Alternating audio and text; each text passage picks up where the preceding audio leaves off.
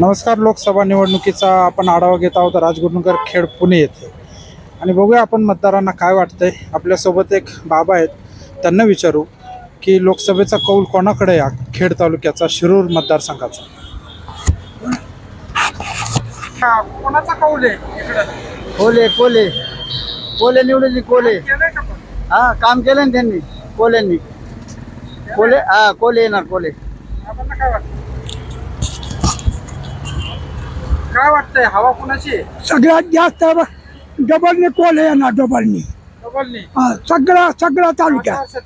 सगळ्या तालुक्यात बेडका सारखाच 50 ठिकाणी उडाला. त्याला कुत्र सुद्धा मतदान नाही करणार यावेळेला. कुत्र माणसाचं नाही पण कुत्र बी नाही करणार. हा अगदा फिक्स. कोल्या फिक्स म्हणजे फिक्स. धन्यवाद भाऊ तुझे हवा कोणते वाबगावला? अमोल कोल्हे. कोणाची? अमोल कोल्हे. काय काम केलं 5 वर्ष?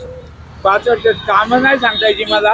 हा पण अमोल कोल्हे यावा एवढी दादा पण आलेत ना आता. सगळ्यांना नाही त्यांनी पक्षपातनी करता इथं बाबासाठी. हा घरी झाला बॅरिस्टर तरी पडला नदी सर. अमोल कोल्हेच का? नाही माझा बाबा फक्त.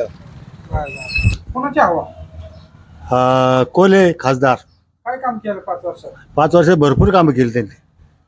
दादा आढळरावांनी 15 वर्षात जे नाही केलं त्या कोल्यांनी 5 वर्षात करून दाखवलं. महायुतीचे उमेदवार आहे ना आता. हा कोणाचे असले तरी ते त्यांच्यावर लोकांचे विकास होईल. हा त्यांचं श्रद्धा आहे लोकांची.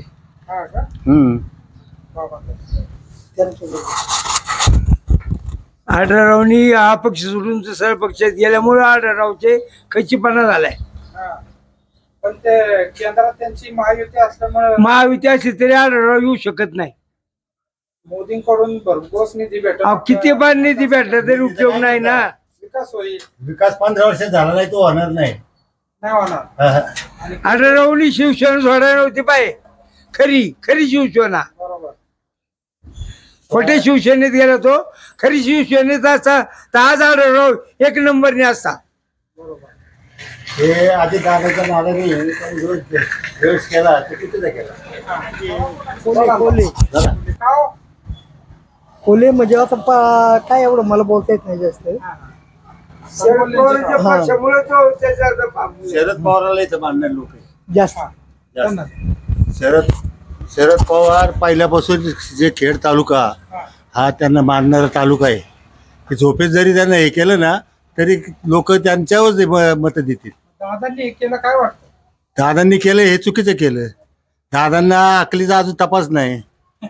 काय दादा गेले बावळटपणात. त्यांनी बहिणीला पण वाटो हे केलं आणि आजोबांना पण हे. त्यांचं खच्चीकरण होत होतं पक्षाला असं म्हणतात. हो काय कसलं खच्चीपणा. स्वतःच्या फायद्यासाठी ते गेले. त्यांच्या एवढ्या मोठी रक्कम हे झाली होती. त्या दिवशी सांगितलं भरघोस निधी. हा निधी फक्त देईल पण ते कधी मेल्यावर.